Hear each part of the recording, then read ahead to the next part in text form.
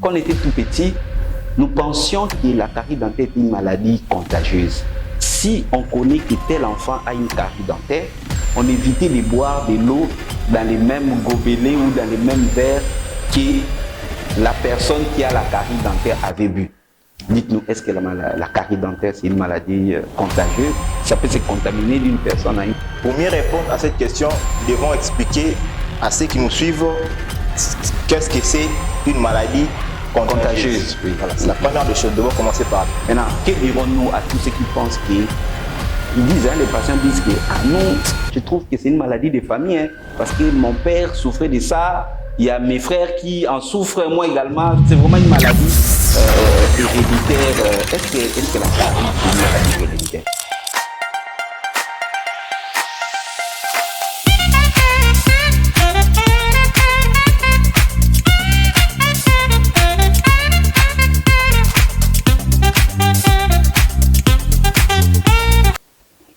Aujourd'hui, nous allons faire une émission spéciale. Nous sommes au cabinet médical Excellencia.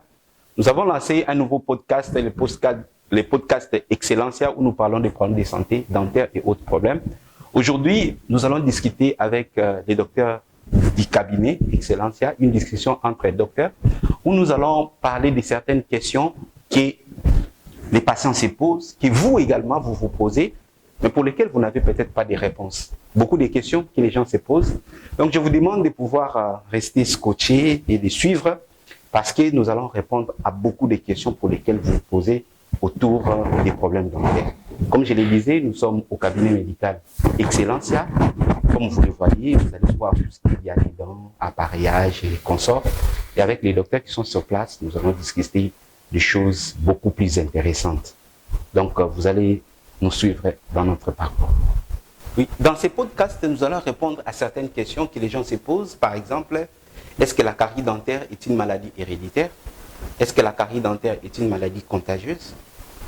Ou bien est-ce que la carie dentaire, c'est une maladie qui est causée par des insectes qui peut passer d'une dent à une autre? Toutes ces questions, nous allons voir ça avec le docteur Patrick, ici, dans les cabinets dentaires du cabinet médical Excellencia. Docteur Patrick, bonsoir. Bonsoir, docteur Moïse. Comment vous allez? Je vais très bien, merci, et vous-même? Oui, ça va bien. Place. Merci beaucoup.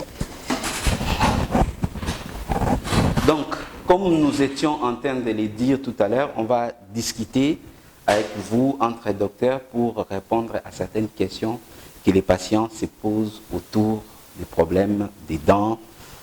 Est-ce que la carie, c'est une maladie héréditaire? Est-ce que la carie, c'est une maladie contagieuse? Est-ce que la carie dentaire est causée par des insectes qui rongent les dents, qui passent d'une dent à une autre? Nous allons répondre à toutes ces questions et à beaucoup d'autres questions que les malades se posent autour des problèmes des dents et des problèmes de la bouche. Voilà, docteur Patrick, comme je le disais tout à l'heure, il y a beaucoup de choses que les gens se disent qui sont peut-être pas vraies, d'autres ils pensent être vraies, d'autres sont vraies. Mais nous voulons aujourd'hui éclairer un tout petit peu la lanterne de la plupart des gens. Je me rappelle quand on était tout petit, parlant de la carie dentaire, c'est pas une maladie qui date d'aujourd'hui, hein, c'est une maladie, c'est une vieille maladie.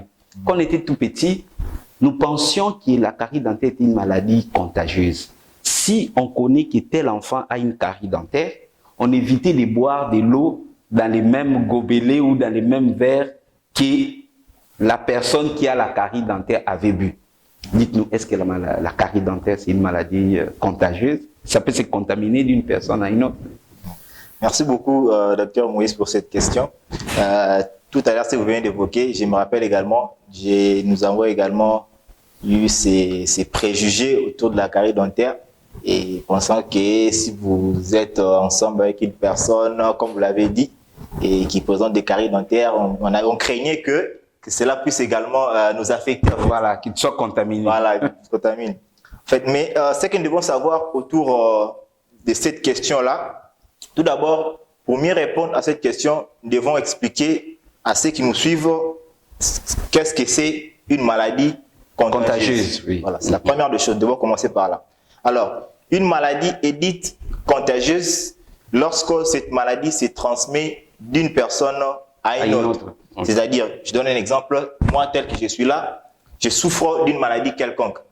Et que la personne qui vient me côtoyer, qui vient soit me parler, cette personne-là reçoit ou bien par une salutation, ou bien tel que nous le voyons par le contact des sexes, s'il s'agit de personnes qui sont de sexe opposé, l'homme et la femme, qui sont par exemple, comme on le dit, copains, copines, par contact via le sexe, la maladie que moi j'ai, ou bien la maladie que l'autre personne a, me les transmet.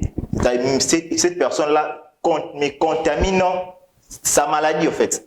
Donc, au départ, je ne souffrais pas de cette maladie, mais après être en contact direct ou indirect avec telle ou telle autre personne, je commence à manifester la maladie qui, au départ, je n'en avais pas. Voilà, donc la contagiosité. Voilà. Disons que c'est la contagiosité est liée également à tout ce qui est microbe. Voilà. Ça peut être une bactérie, ça peut être un virus, ça peut être un champignon. Voilà. Et que la personne qui a cette maladie contagieuse, c'est une maladie qui peut se faire contaminer via un microbe. Exactement. Donc, en contact avec cette personne-là, on arrive à attraper les microbes responsables de la maladie. Exactement. Et que cette maladie-là, on commence à les développer chez soi. Voilà. Okay. Et ces contacts-là, ça peut être de manière directe ou de manière indirecte. Donc voilà, par la salutation, comme tu as dit, par les salives, par les urines, par les sangs, ainsi de suite. Donc des liquides biologiques, comme on a l'habitude de pouvoir l'appeler. Donc, si on dit par exemple un homme et une femme mariés, l'homme a la carie, la femme n'a pas la carie. Et que, est-ce que s'ils s'embrassent, la femme va développer une carie dentaire?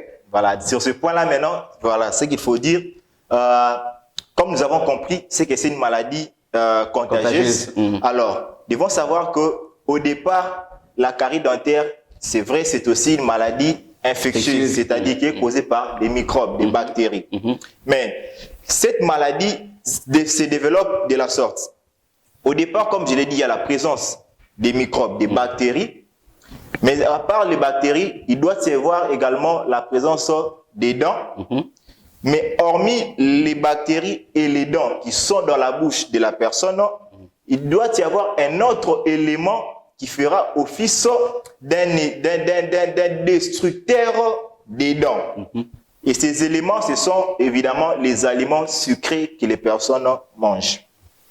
Les aliments sucrés, lorsque les gens prennent ces aliments-là, comme je l'ai dit, sucrés, les microbes qui sont dans la bouche, une catégorie de microbes qui seront là qui vont consommer ces sucres-là.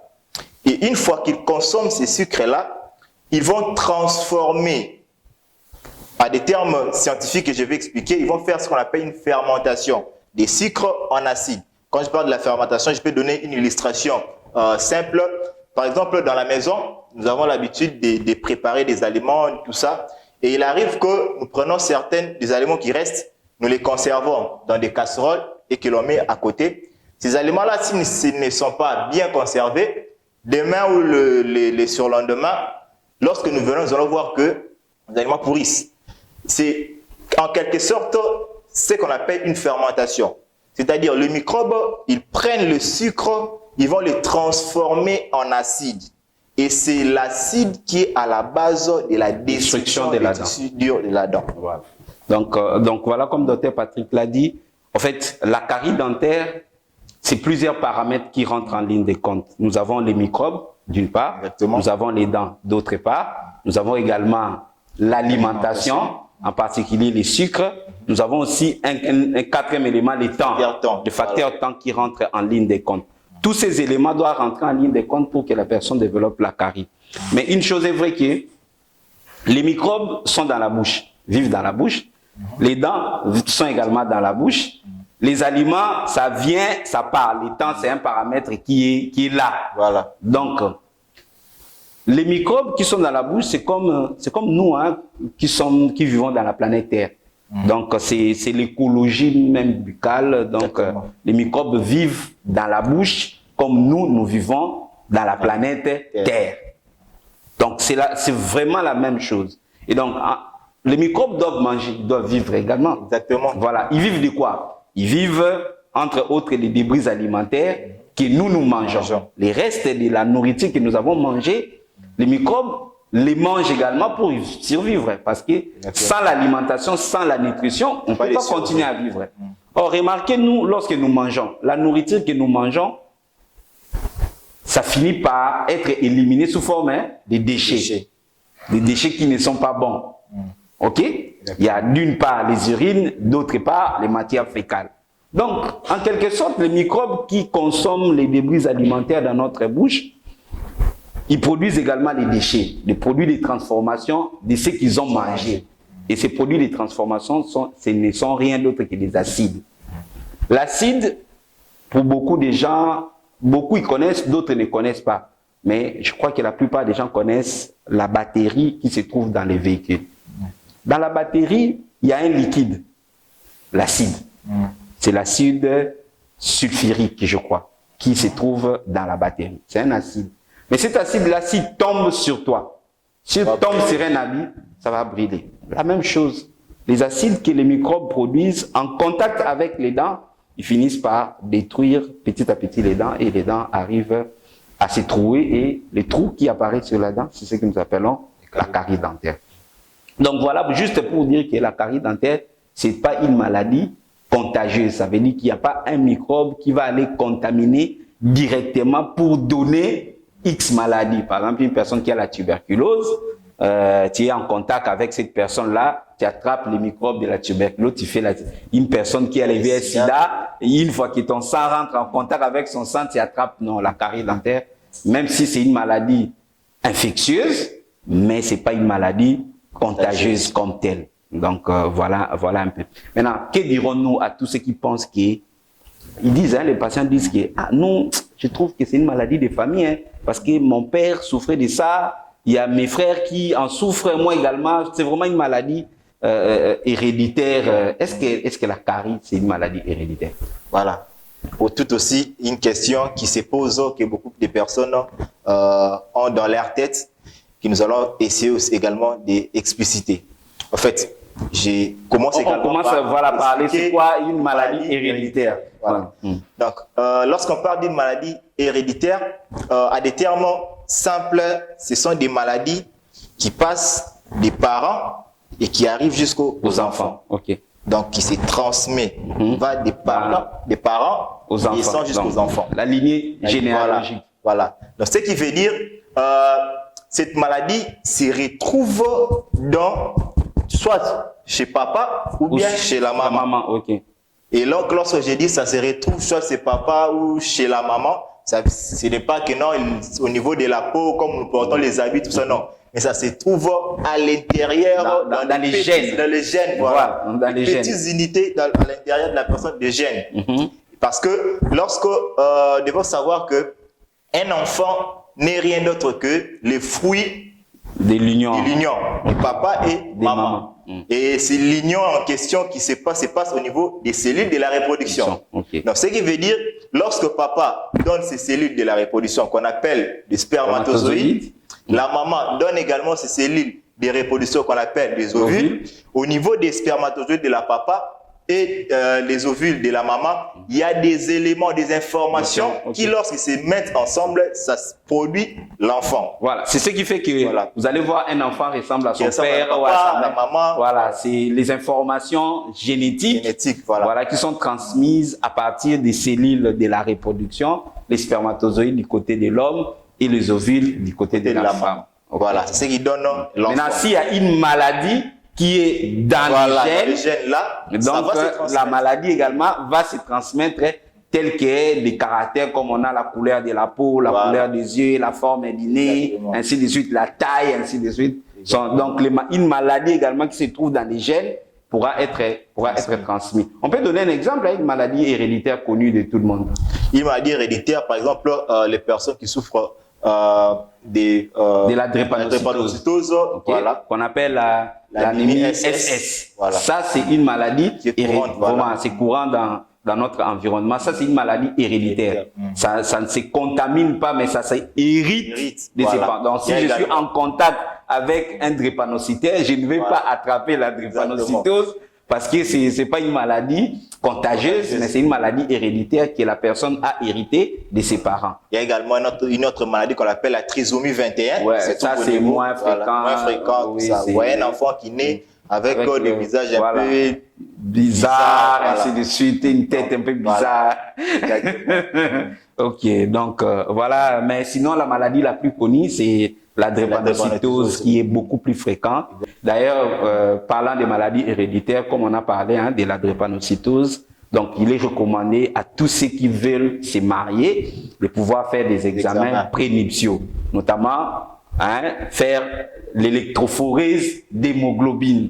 Cet examen permet de savoir quel type d'hémoglobine vous avez.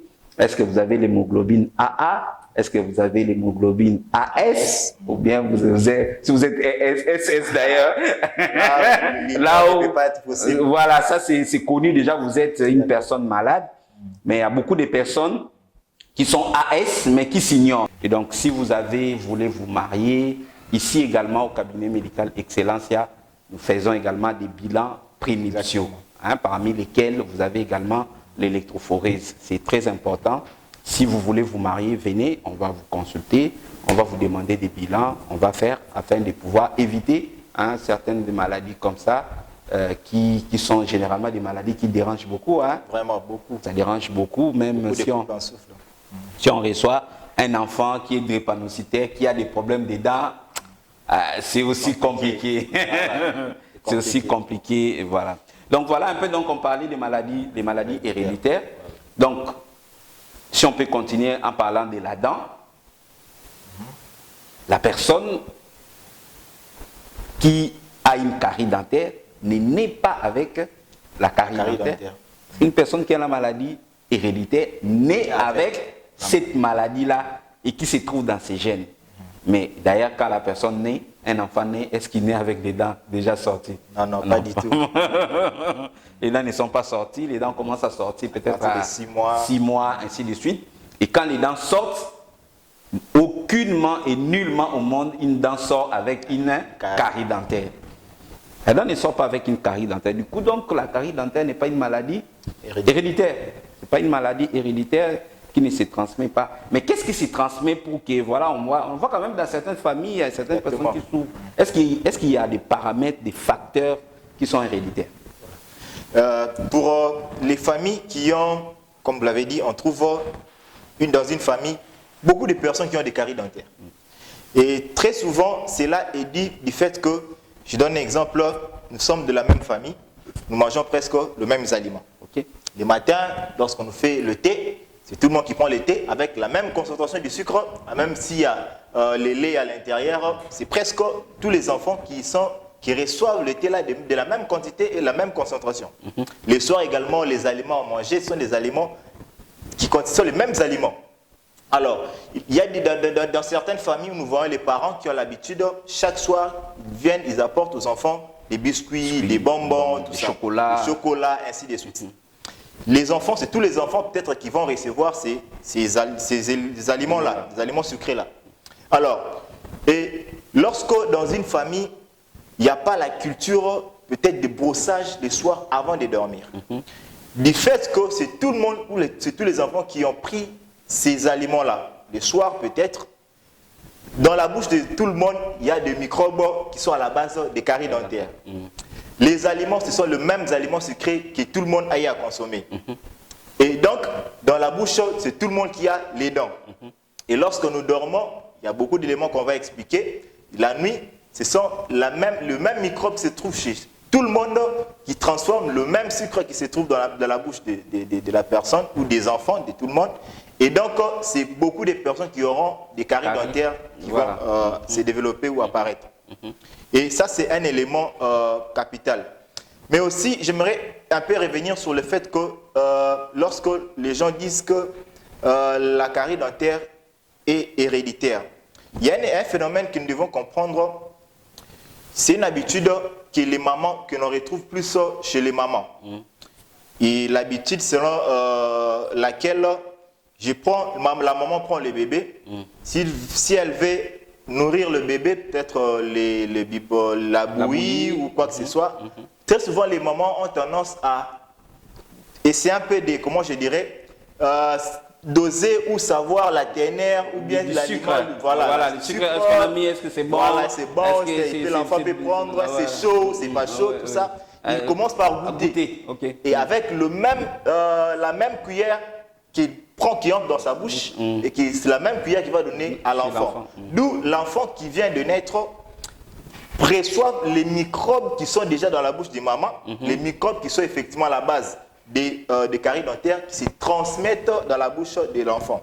Et ce sont ces microbes-là qui vont faire en sorte qu'avec les aliments sucrés que l'enfant va prendre, il y aura des caries qui vont se développer.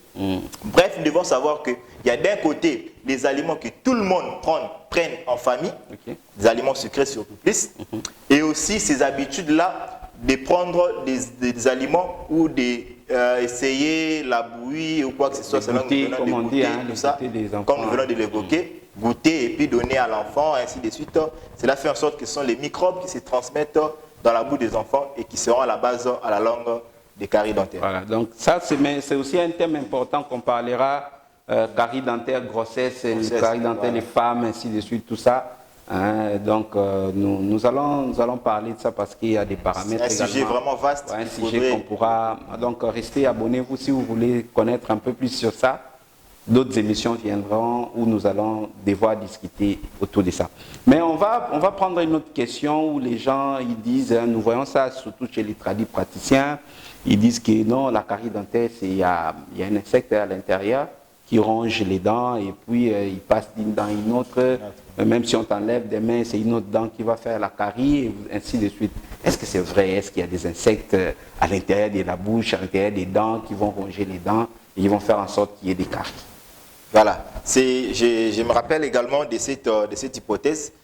Je crois qu'il y avait des pratiques que les gens faisaient. Voilà, vous allez voir quelqu'un avec un gobelet, va mettre une tisane à l'intérieur, tu mets dans la bouche, quand tu craches comme ça, vous allez voir des asticots. Voilà, des asticots. En fait, j'aimerais commencer par expliquer ce qui se passe dans ces phénomènes-là, dans ces pratiques-là, avant de revenir à la question s'il y a des insectes ou pas qui provoquent la carie dentaire. En fait, qu'est-ce qui se passe avec ces pratiques, ces phénomènes? Au niveau de la dent, comme nous l'avons dit, la dent, c'est un organe qui est composé de plusieurs couches. Il y a la couche superficielle qui est la plus dure de tout l'organisme, qu'on appelle l'émail. On va mettre une image pour illustrer tout ça. Les blancs, lorsque la personne sourit, c'est qu'il se voit le blanc au niveau de la couronne, c'est ce qu'on appelle l'émail. Oui, la couche externe. La couche externe. Voilà. Donc, voilà, tu peux prendre et illustrer. Hein. Voilà, la couche externe, ce que tout le monde peut voir lorsque la personne sourit ou la personne ouvre sa bouche. Ça, c'est ce qu'on appelle l'émail. Mais nous devons savoir qu'en dessous de cette couche qui est visible dans la bouche, il y a également une autre couche qui est d'un aspect un peu jaunâtre, ce qu'on appelle la dentine. Cette couche-là est moins dure que la couche superficielle, l'émail. Et il y a une troisième couche en dessous de cette couche dure qu'on appelle la dentine. Il y a une couche qu'on appelle la pulpe. C'est donc la pulpe qui est considérée comme le cœur de la dent. C'est au niveau de la pulpe, c'est tissu qui est mou à l'intérieur où se trouvent les nerfs, les vaisseaux sanguins. Eh bien, lorsqu'on parle des nerfs, les nerfs, ce sont des structures, je peux les illustrer, je prends l'exemple de l'électricité, le courant.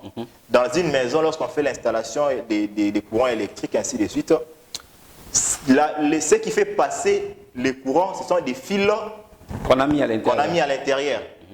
Alors, au niveau de ces fils-là, comme je l'ai dit, il y a une énergie qui est puisée quelque part et qui va être répartie dans toute la maison selon que les fils sont dans les prises, dans les ampoules, ainsi de suite. Et ça émet le courant électrique. C'est ce qui se passe également dans l'organisme. Dans l'organisme, il y a également un courant. Et ces courants-là se trouvent au niveau des nerfs. Les nerfs, ce sont comme les fils des câbles qui font passer les courants. Et nous comprenons que lorsqu'il y a un fil, un câble qui est coupé, très souvent, ça a tendance à faire des mouvements qui sont dits aux énergies qui sont émis au niveau de ces fils-là, de ces câbles-là. C'est exactement ce qui se passe avec les nerfs. Du fait que les nerfs transmettent, comme si je peux le dire, le courant dans l'organisme, et bien ces nerfs-là ont tendance également à faire certains mouvements. C'est du fait qu'il y a de l'énergie qui doit être transmise. Alors, lorsque une personne a la carie dentaire, c'est-à-dire il y a un trou au niveau de la dent, un trou au niveau de la dent qui va jusqu'à perforer ou ça se retrouve jusqu'au niveau de la pulpe, là où la structure nous avons appelé le cœur, où se trouvent les nerfs. Donc, ce qui veut dire, je prends la pratique que les gens ont tendance à faire. Ils prennent quelque chose qui est plutôt de l'eau chaude, ils ouvrent la bouche, ils mettent à l'intérieur. Cette chaleur-là va faire en sorte que les nerfs vont se fragmenter sur base de la chaleur qui est mise au niveau de la bouche. Les nerfs vont se fragmenter. Les nerfs, lorsqu'ils se fragmentent en petits morceaux, pendant quelques secondes, ces nerfs-là seront en train de bouger, seront en train de faire des mouvements. Parce qu'ils ne vont pas tout de suite mourir, perdre leur énergie. Mais pendant quelques secondes, il y aura de l'énergie qui feront bouger des fragments des nerfs-là qui se trouvent sur un récipient dans lequel ces nerfs-là vont tomber, les fragments-là vont tomber. Et lorsque les gens voient ces mouvements-là, ces nerfs qui se fragmentent avec les mouvements qui se passent dans les quelques secondes, les gens pensent que ce sont les insectes de la bouche, de la carie ou les asticots. Pourtant, ça ne l'est pas. Ce n'est rien d'autre que les nerfs qui ont subi la chaleur, l'effet de la chaleur, et qui se sont fragmentés en petits morceaux et qui, pendant quelques minutes, quelques secondes plutôt, seront en train de bouger. Donc, nous comprenons que ce ne sont pas des insectes, ce ne sont pas des asticots. Donc, voilà un peu, on a essayé de balayer quelques questions autour de ce que les gens se posent. D'ailleurs, moi, j'écrivais, le livre n'est pas encore publié, carie dentaire, mythe et réalité. Vraiment, il y a beaucoup de choses qui se disent qui ne sont pas vraies. Exactement. Ce sont des mythes, mais il y a aussi ce qui est vrai, la réalité. Je crois que je vais finir cet ouvrage-là qui est à l'intention des grands publics et mettre ça pour que les gens chassent un tout petit peu de l'ignorance qu'ils ont autour des dents. Carie dentaire, ça se soigne. Exactement. Douleur, ça disparaît. Ce n'est pas une maladie contagieuse, ce n'est pas une maladie héréditaire, ce n'est pas aussi une maladie causée par des insectes ni des asticots qui bouffent votre dent. C'est tout simplement ce que vous mangez, en particulier les sucreries. Donc si vous ne voulez pas avoir la carie, vous savez ce qu'il faut faire, il faut éviter les sucreries. Vous brossez les dents après les repas, mais surtout, chaque année, il faut venir au minimum une fois consulter les dentistes, au maximum 2 fois, afin de pouvoir checker votre bouche, éliminer tout ce qui a éliminé, arranger ce qui a arrangé, de telle sorte que vous pouvez grandir, vieillir avec toutes vos dents en bouche.